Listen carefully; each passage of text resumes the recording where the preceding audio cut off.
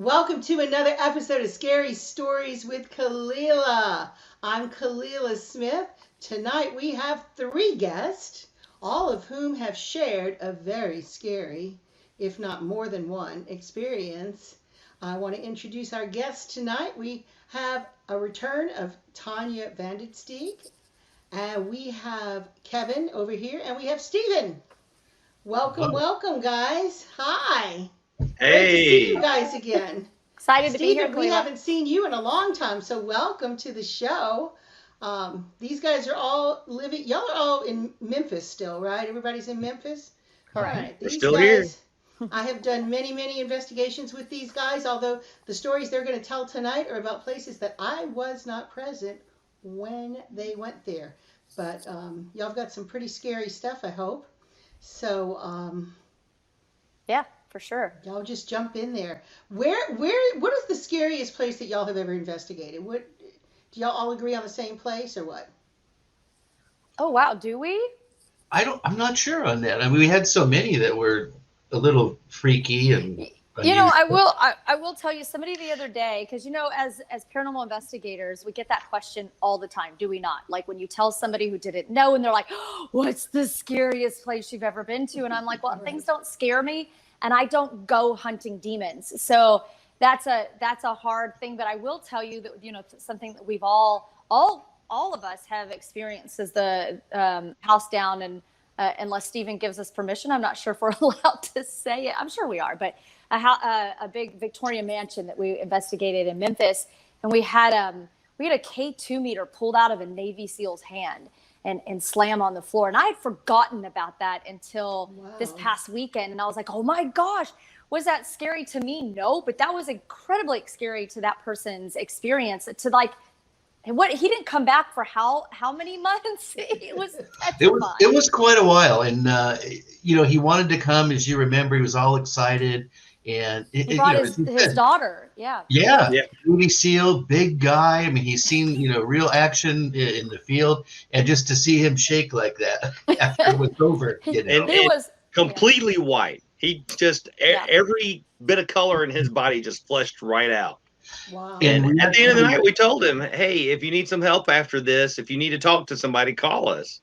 Remember, we had it on film, and the thing was interesting, Tanya, remember this, where he had it in his hand. And normally when you're going to throw it down, like you do a little upward motion, and it was just straight, just down. Not only that, his thumb flipped up, like something yanked it. It was like, bonk. Oh, wow.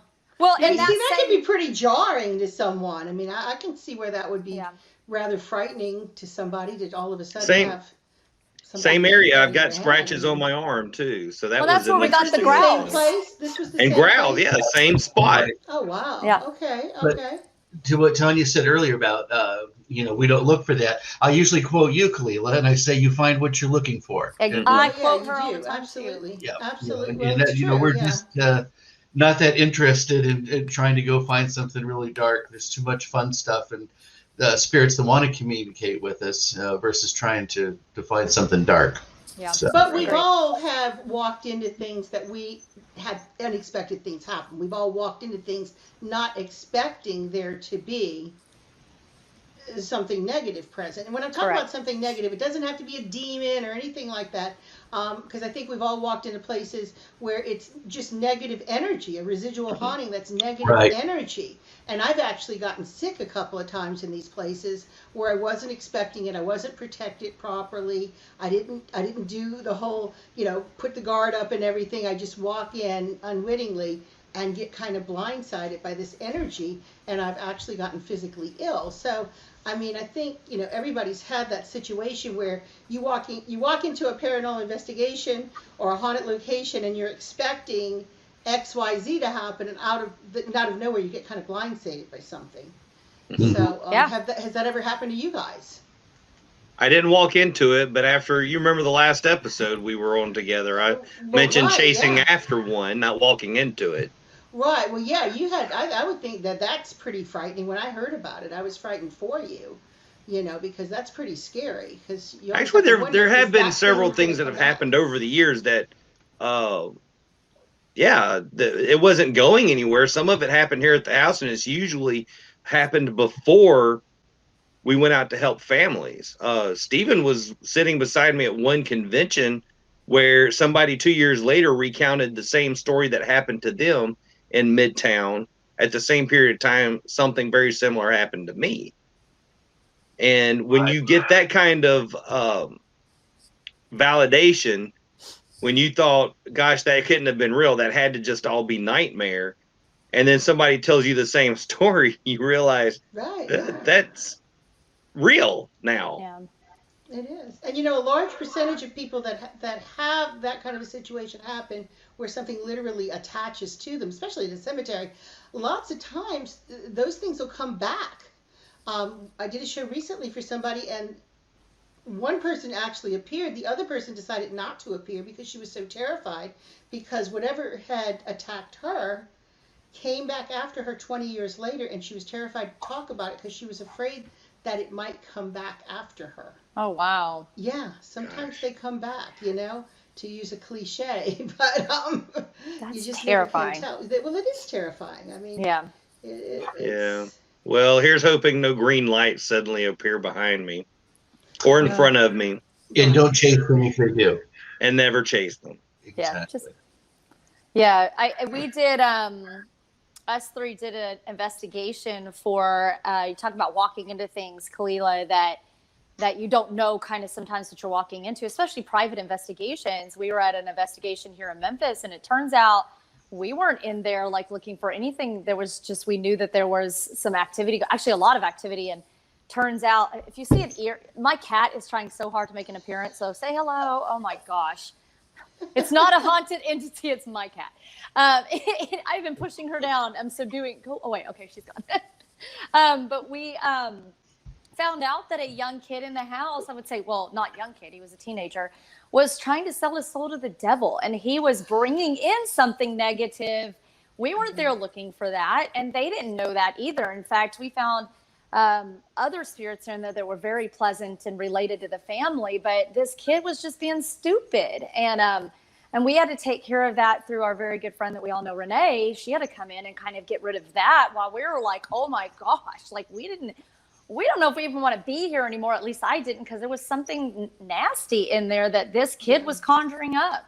I know Stephen in the background would put the smack down on the kid. He was like, don't ever do it again. Right. Now let me ask you this. The kid was a living person at the time, and he was trying. Yeah, that's so dangerous. Yeah, I mean, that's really dangerous. It was. Tanya and I walked into one room, and I was taking pictures as we walked into the room. Because, you know, when you're doing an investigation, you get several pictures in a row. So that way you have something to compare when you're going back to review the evidence. And I was doing that. And one of the multiple pictures, that was synchronized bottled water drinking. That was good. But one of the pictures in all of that was just pitch dark when all the rest were clear. And not long after that, Renee had texted down that there's something just that's afraid of you guys that just fled out of the room you went into.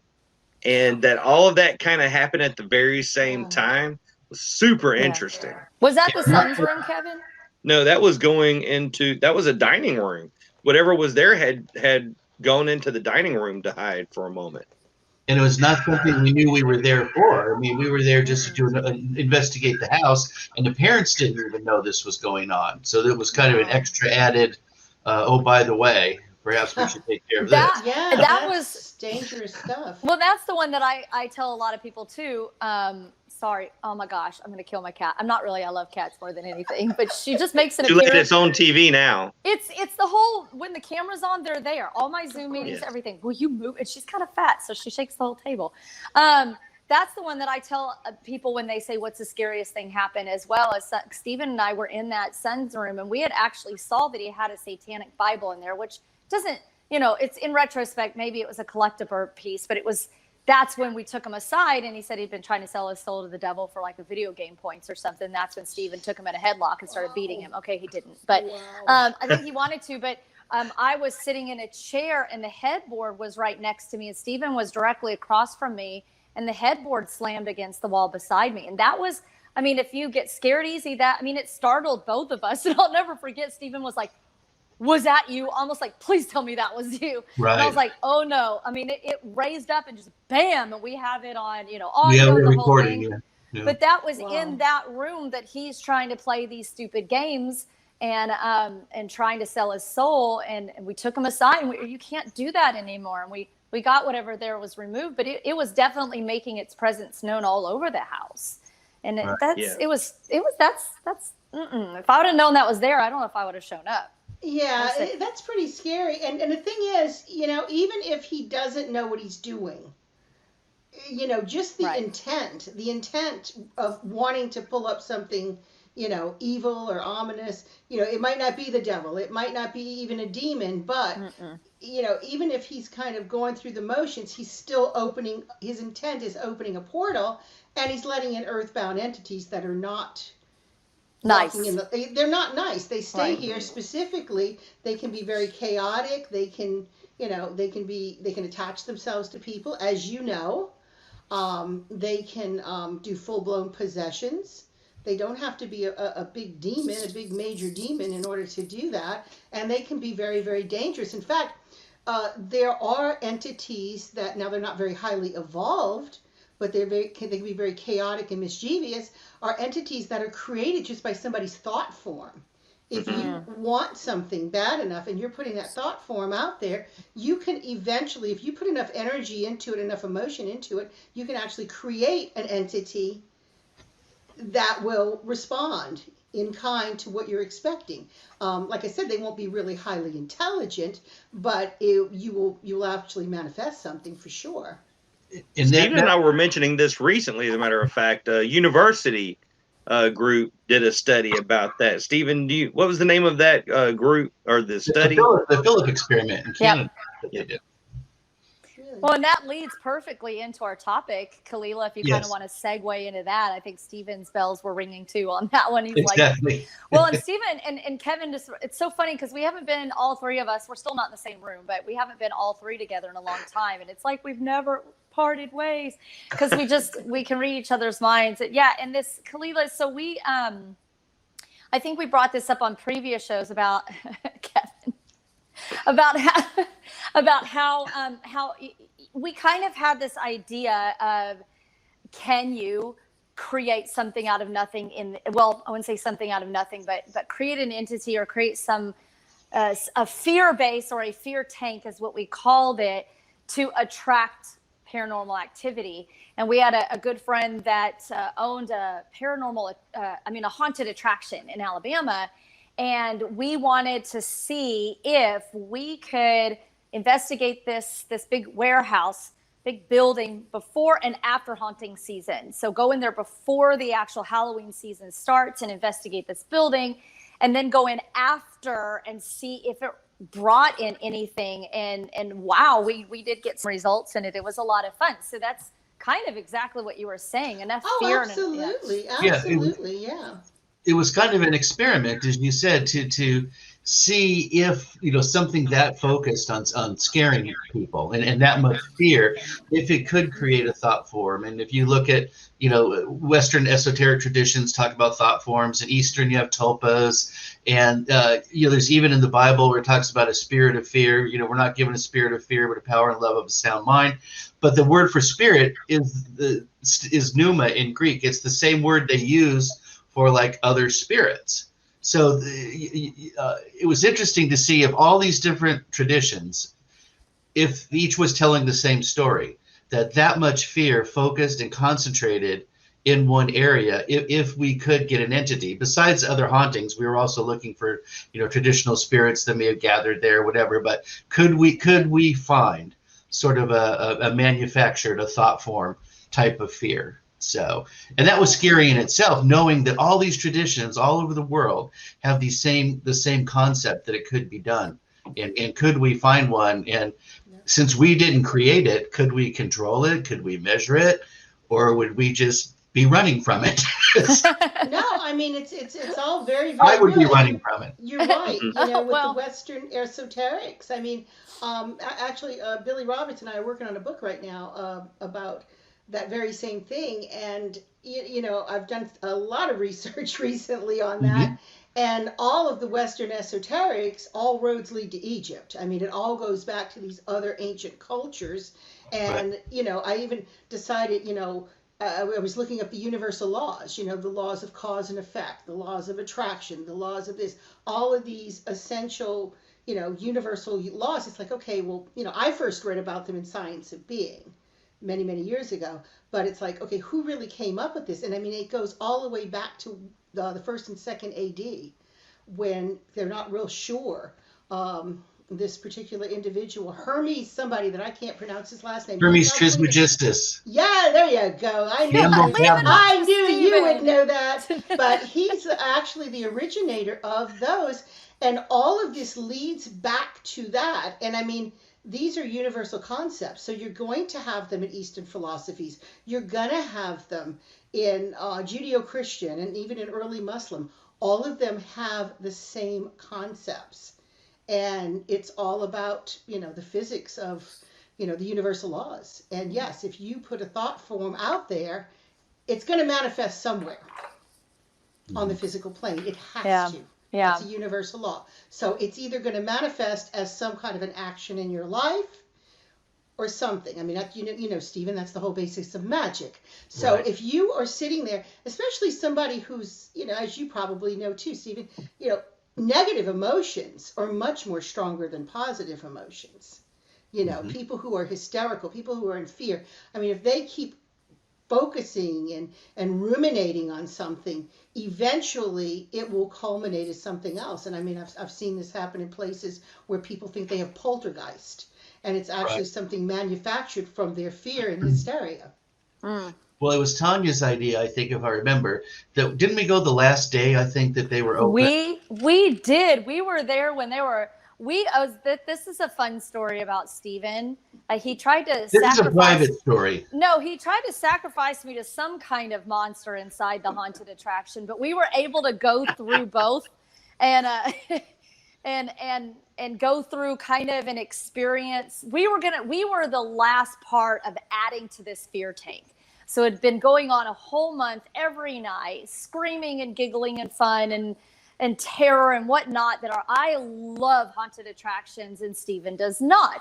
And so getting him in there was a chore of dragging him in handcuffed and the whole night. No, he went. He was a trooper, and he went around every corner. Wow, it was a jump scare. At one point, I just remember being picked up in the air, and he goes, "Here, take her," and throws me into the mouth of a fiery dragon or something. It looked almost like a figure skating move, like one of those concepts.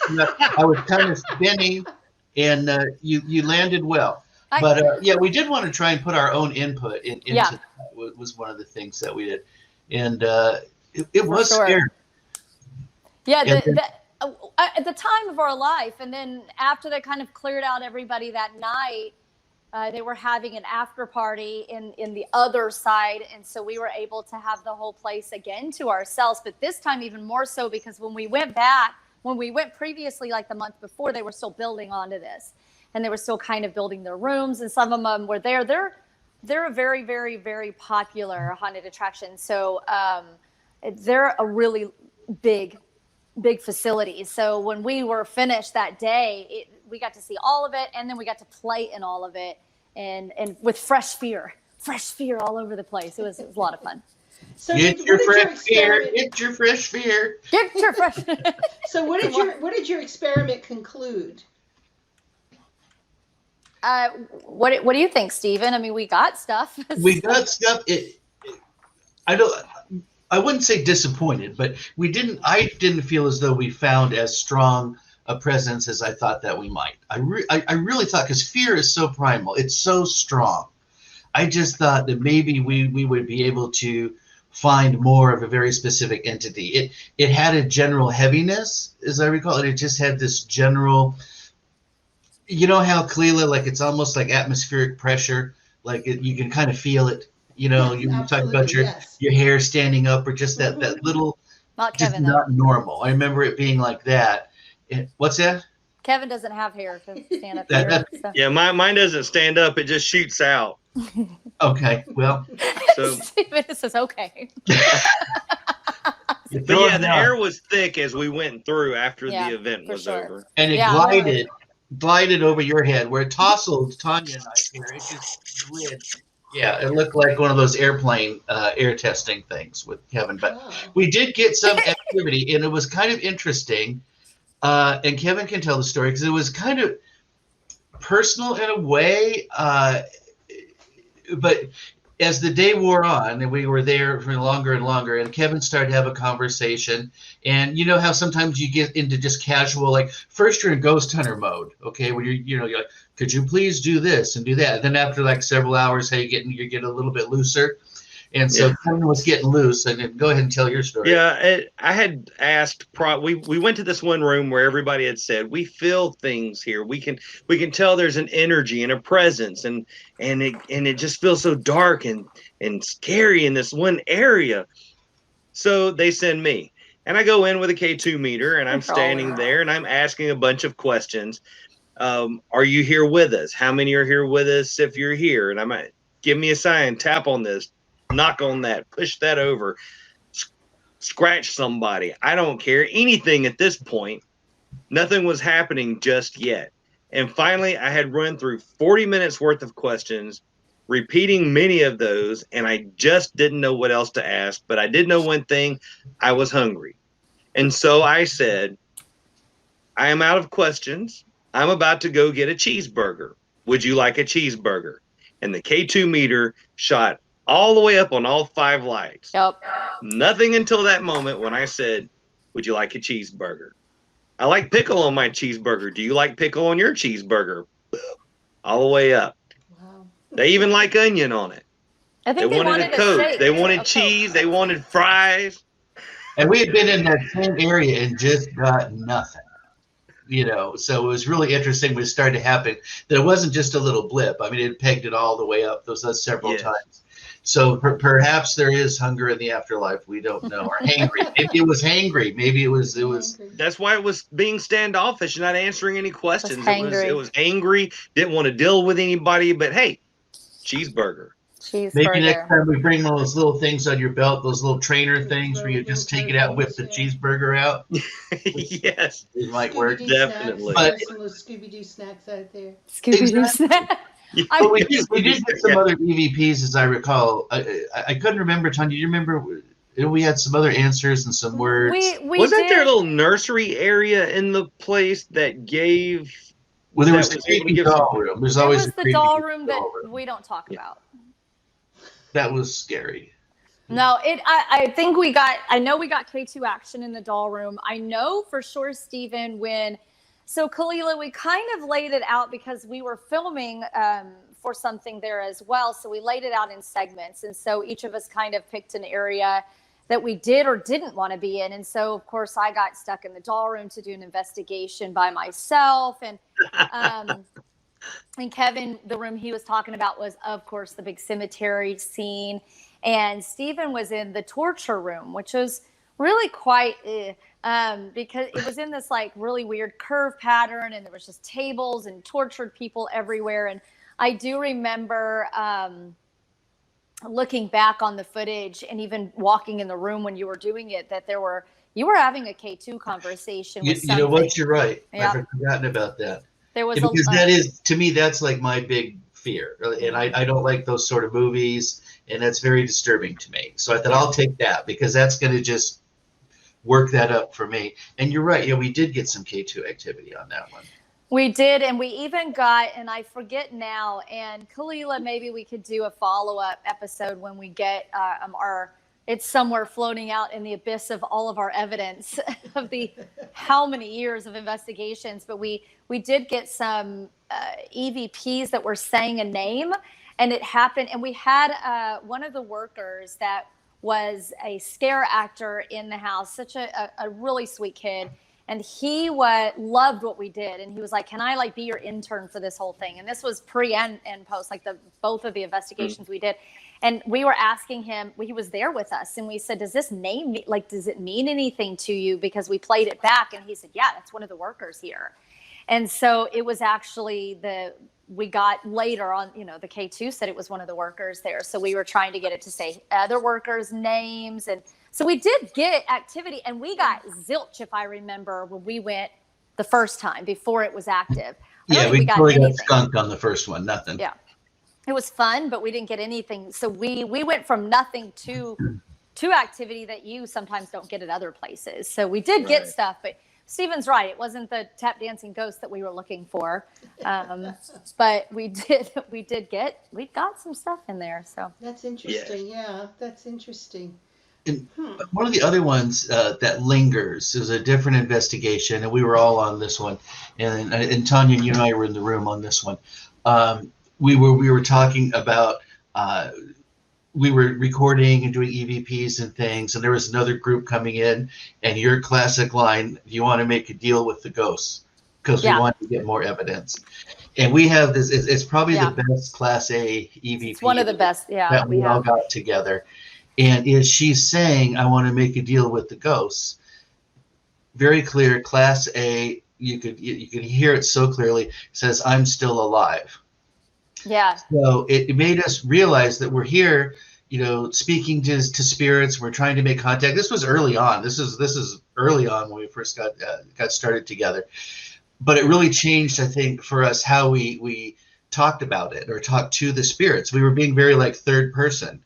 Instead of like present, like we're speaking now to you, person to person. And I think it kind of changed that. So we decided that we wouldn't say that they were dead or ghosts. They were differently living. Yes. Well, right. Yeah. I mean, the one thing that I found, especially living here, especially for instance, after Katrina, when so many people had tragically and untimely and unexpectedly died in the flood, and a lot of those people did not get buried for 3 years. A lot of those people, they were never claimed. Nobody ever came to say, "This is my loved one." A lot of these people kind of stayed in cold storage. And it was really funny because after Katrina, I started getting calls and emails from people, saying, we're getting back into our house on Canal Street in Uptown and in Mid-City, and, we're doing repairs there. And I started getting reports of people seeing like wandering people late at night, wandering up and down a streetcar line with this, blank look on their face as if they're lost. I mean, literally the lost souls.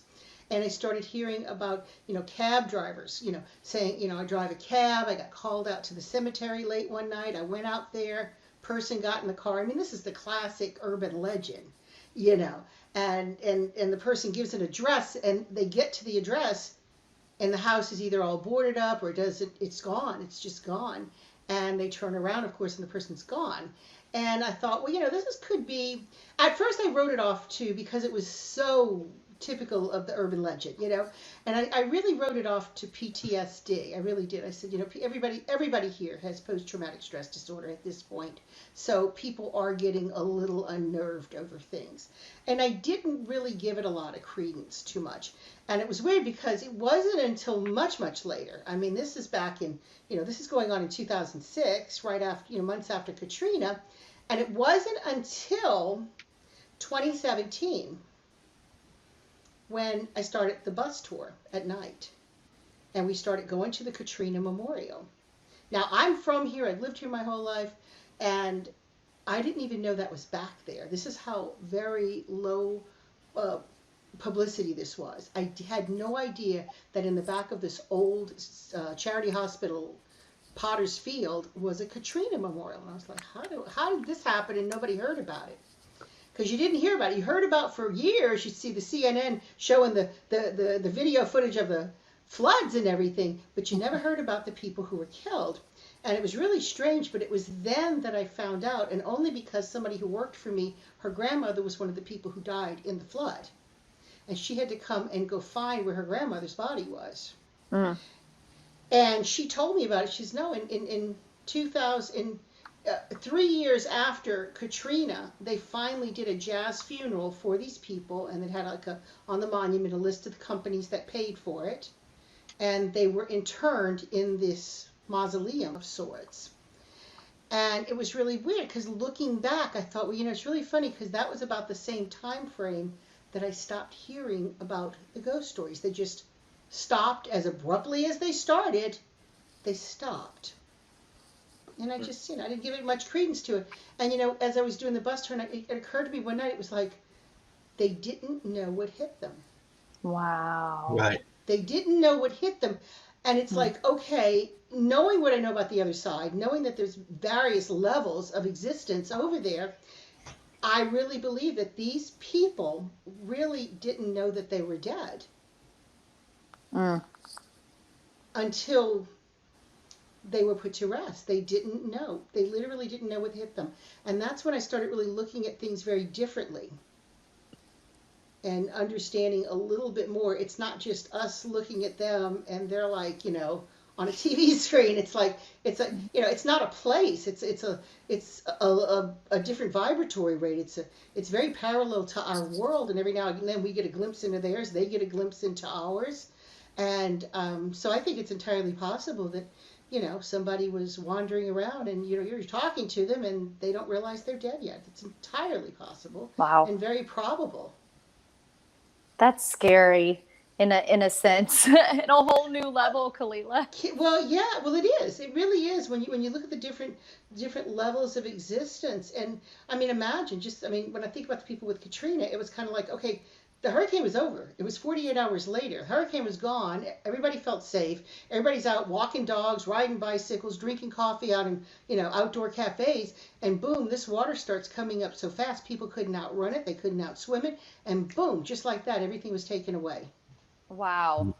And it's, and it's like, okay, these people, and then nobody comes and claims them. That's talk about sad. being displaced. That's the part I think would be most heartbreaking of the whole story, is knowing that your loved ones don't know where you are. They haven't come to claim you. Did they even know where to go to claim them? Right. Well, when you think about, I think, I don't know about Kevin, but I know you two guys have been to New Orleans before. You know about how many, homeless people we have here, and a lot of them are out in that area. I mean, let's face it. So Memphis has a big community of homeless people too, and they pass away under bridge overpasses, and they pass away, just out in the elements because homeless. And what kind of stories do those people end up with later in the afterlife? Because where are they? Where do they roam? Who do they go to? Their family apparently is not available to them because they're homeless. The closest to family that they have is going to be whatever charities they go to, whatever people they have there. So I could see exactly what you're saying in that when you don't have anybody to return to and nobody's coming to get you or claim you and bring you back to them, where do you go? What do you do? Yeah. I think being separated from people I love that I know is probably a big, scary fear of mine. And I can't imagine what it would have to be like going through that. Then the question is, just hypothesizing, if that's even the right word here. What do you guys think? I mean, do you think that some of that might equal negative spiritual energy later? Or are they just always positive energy? Or are they just neutral energy? Where do you think they go after that? I think it depends. I think it depends on what kind of a person they were in life. I mean, some of the things that and I don't ask me to repeat the name of the book. I just recently found out from one of the people in my spiritual circle, who is a girl from Brazil. And it's a book that was written by a very, very old medium down in Brazil. And the area that we're talking about, that when you first cross over that dark area before you go through the light, they call it umbral in Portuguese. And that word literally means threshold of a doorway. And that's what it is. It's a threshold leading through that next level.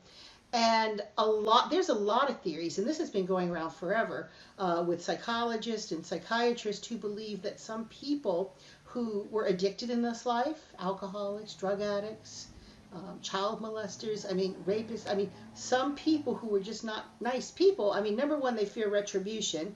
If they were taught, if you die and you are a bad person, you're going to go to a bad place, so they don't want to go through that light. I don't think anybody's trapped. I will say that right now. Being a medium, I know nobody's trapped. but I think it's a self-imposed kind of situation. And these people stay, the theory is that these people stay on the earth plane and they continue their addictions and their earthly pleasures by attaching to a physical body. Wow. And I think that we all learned a lot from you over the years, because we have had people all the time. Of course, we do conventions, we do things. The questions always come up about demons or something dark and this and that. And I often tell the same story you just told, that in life, you've got some people that are the get off my lawn guy, or they're, malcontents and they're unhappy, and they probably carry some of those traits over to the afterlife, but that is not an evil person. It's not an evil entity. It's not right. That's demonic. not necessarily. But if you look at all the evil in the world, and where the point I was getting to, I had Sylvia on the show, and she was translating some of what was going on in this book. And this particular medium, who I can't repeat his name because I don't remember his name. I think it's Franco or DeFranco, but he's probably in his 90s. And he writes books with spirit coming through him and channeling, and writes. And he's writing about the spiritual warfare that's going on in that area of Umbral, because so many people have died and not gone through the light and have stayed earthbound. And these particular, my co-host on the Afterlife show, Billy Roberts, like I said, we're writing about this. He has always referred to these spirits, calls them vagabonds of the spirit world. And what they do is they influence the thoughts and eventually the deeds of people here. I just got finished writing a chapter for the book that we're working on people who kill, serial killers, who claim that they were influenced by a voice that told them to kill, and people who are like predisposed to criminal behavior for whatever reason. And these spirits stay, and this is why, look at the conditions we have on Earth here. Look at some of the hate that goes on. I mean, you look at some of the horrible hate that goes on. That is just, I mean, you can't even. Some things I hear and I go, is that real? Did somebody really do that? Right. How can that be possible? What kind of a person does that? And these spirits, these vagabond spirits, they are literally, it's become overrun with them, to where there's more of them than there are ones crossing over into the light. So there's actually spiritual teams on that end who go and try to work with these spirits. One of the things Sylvia talked about was the Umbanda religion, where it's actually mediums in this religion who will find these things attached to people during readings, and they start trying to work with the spirit and going, what do you want? Why are you attached to this person? What do you need? But pretty much like what Renee does, okay? But you have spirits that are also working on our behalf there, trying to pull them through and get them to evolve, because there's just so many of them. We recently had an investigation, but Kevin is the only one among us that was actually there. I could not go that night, Tanya. You were not there. But the one that you had taken some of the people to, where we had a gentleman call that said that there was a spirit, and it was someone he knew that had passed, and his mother was living in the house. And it was actually more than that one spirit. There was like a parasitic one. So you may want to tell some of that story, but that, because I'm not putting words in your mouth, but that was probably the most scary one from what you all said. That was the most. I will say that of things that have happened, not at home, but out, that probably was one of the scariest cases, because I even came home, made my pallet on the couch with my dog and both cats, and left the light on all night long. Wow, Kevin. Yeah, it got me that bad. But basically, this his girlfriend had passed away. She came back, but she brought others with her.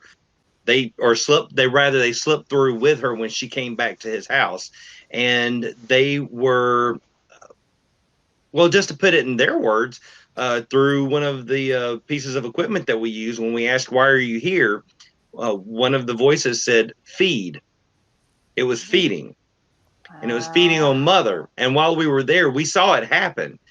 She literally at first was talking and participating in conversation, and then just as it went on. And they said, "Are you okay?" She goes, no, she wasn't okay, because it started feeding on her then.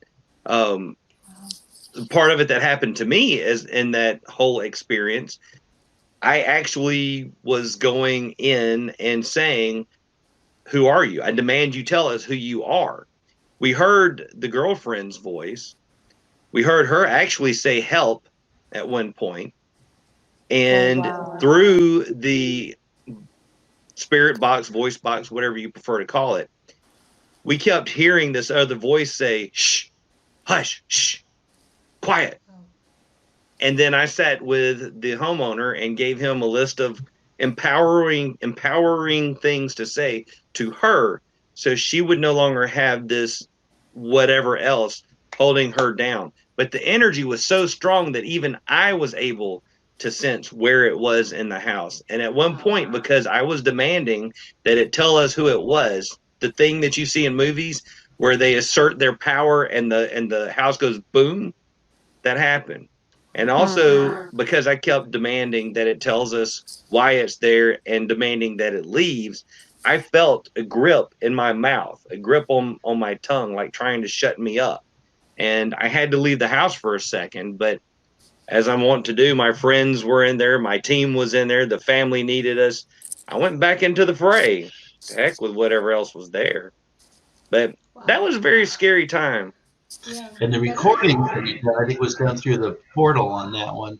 They're the strangest like EVPs I've ever heard, with that shh and the hush and the sound and just the ferocity of the voice, not necessarily yelling, but just mean spirited. It was just like, wow, you know. So yeah. So it is scary. It's very, very scary, because I mean they do attach, and when they do, they're hard to get rid of. And I think it was like feeding off the mother's energy. It was. Well, they do feed off of. They all feed off of our energy. I mean, we've all had situations. I mean, that's how the meters work. They move energy around. They pull energy from over here. This is why. To share one more part of that, not only was it feeding off of mother's energy, mother also has a bit of a psychic ability. They found out while they were there talking with her. I wasn't a part of that particular conversation, but they said that yes, she is a bit of a psychic, and they felt that was why it was drawn to her to feed off of her also. Possibly she might have, because she's open to it. Yeah, she might have just been an open channel. But yeah, I mean, they definitely feed off of the energy of us and of things around us. This is why you feel cold spots. You know, the cold spot is not the spirit. The cold spot is the area where the spirit has pulled the heat from, and it's the lack of heat. I've sat in on physical seances. We used to do the table tipping. You know, we've done those in Memphis, and lots of times you'd have heat on one side of the table and it'd be ice cold on the other side. And, you know, there's that transfer of energy going on. Right. And that is what they're doing. That's how they get energized, is they're feeding. Yeah, when we find a cold spot, we're always like, well, where's the hot spot? Where's it? What's happening? Exactly. Wherever the cold spot is, they're pulling that energy from there. And who knows where it's going. But yeah, it's really, I find that frightening. I mean, that's, you know. Well, Kevin's pretty fearless. We joke a lot and things like that, but for him to have to like go out and take a break and, you know. Yeah, I've never seen him do that. Yeah. See, I wouldn't go in a place like that. I really wouldn't. I would, at that point in time, I would have been like, okay, we're done. Peace. You need to come. And I almost did, but I almost did. The team was there. I couldn't abandon. Well, no. I don't mean abandon the team. I mean abandon the project and bring in somebody who's qualified. I mean, I was brought up Catholic, so I'm Catholic. So for me, I'm always like, okay, you know what? You need to call the Catholic Church. You need to get somebody who does exorcisms and get them in here to handle this, because it's not something I want to tangle with. Because I'm aware of what it will do to someone who is a psychic or a medium and how they'll attach. I don't want to bring that into my house. Yeah, no way. No. No way. I don't fool with that. Somebody said one time, "Are you afraid?" And I said, "It's not a matter of being afraid. I'm just very well aware of what it is and what it can do, and I'm not willing to spend the next 6 to 8 months trying to get rid of it in my life. I don't want to have to do that." Right. And I think for all of us, that was always the trick question. When people said, "What was the scariest?" We're all like, "Well, we're out investigating. We're kind of out there on purpose looking for stuff that it's different to be startled or to be in a situation like you said, Kalila, it's maybe more than you can handle and they need to call someone to their faith path or whatever. But I don't think we ever felt like scared because we were purposefully there looking for activity. We get startled, but it's almost an unfair question. For sure. Yeah. It's always, scared is in the eye of the beholder. Let's face it. Mm-hmm. I mean, what's scary for you? But what I find about that sort of thing, I think it's more disturbing. And I always use that on the tours. They say, "Well, will I be scared?" And I say, "Probably not, but you'll be disturbed." And they say, "What's the difference?" Well, you're scared for like what, a split second, maybe 20 seconds.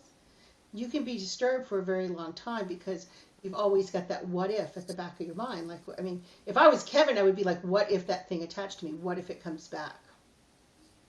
They had some folks Kevin's there. looking at me like, yeah, thanks a lot, Kalila. They were protected, I think. That we wouldn't send them in there. We were well protected. There was enough around us going on, and yeah, well, you got to be careful. Yeah, definitely. I think at this point that I've experienced enough of different things that one more is going to be kind of par for the course anymore.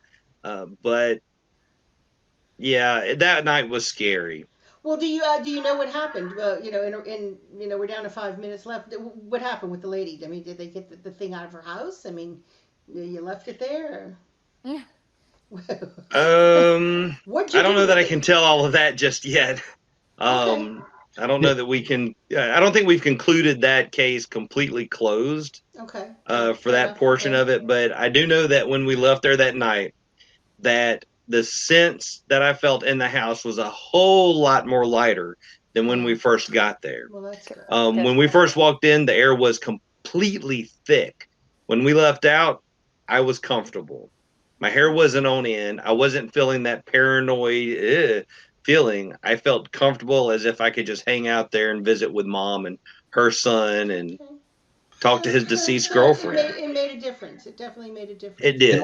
And I can tell you as a follow-up, they've called since, and they still have activity, but they don't feel as scared. So so I think what happened, as you said, Kevin, I think girlfriend comes around, but probably without the vagabond spirits. Right. So. Well, they do piggyback. I mean, we know this in mediumship. I mean, even when loved ones come through, others will come with them. So they do piggyback with one another. So that's entirely I just got this possible. visual of like ghosts piggybacking, like one ghost being like, "Hey, I'm going to see my boyfriend. Want to come?" Want to come? Hey, you wanna come hang out? Like a true piggyback. That would be hilarious. Like if that's like, "I'm coming with you." Like, no, you're too heavy. You're staying behind. No, they don't weigh anything. They're just They don't spirits. weigh anything, yeah. That's true. Right. What harm can it do? So what does the future hold for this crew here? I mean, are you guys still looking to do investigations together? Y'all kind of went your separate. I mean, where do we stand with this? And how do people get in touch with you if you want to be gotten in touch with? I mean, Stephen, you have a haunted attraction in Memphis. You want to tell us?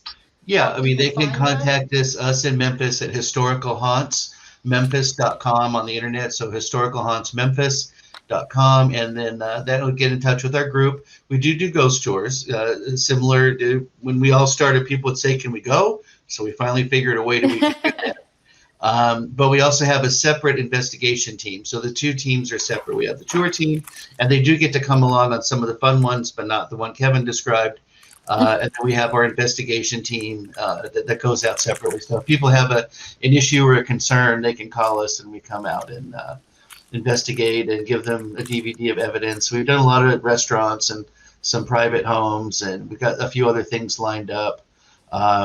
But it's been good because people, they want to know. They just want to know that it's okay. They don't always want to get rid of them. They just want to know that what they're experiencing is real, and it's safe. All right, guys. Well, we're running just about out of time, so I want to thank you for coming out.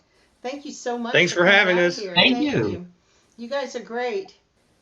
I miss you guys. Thanks, Kalila. Miss you. I miss the old days where we used to go and get together in Memphis, get together. We shall do it again. Yes, we shall. Let's go eat right now. Yes. Hang out. Thank you guys so much. And thank you at home for checking in with us again and hanging out with us and listening to the scary stories. And I hope you will join us again for another episode of Scary Stories with Kalila. But for now, we bid you all good night. Good night.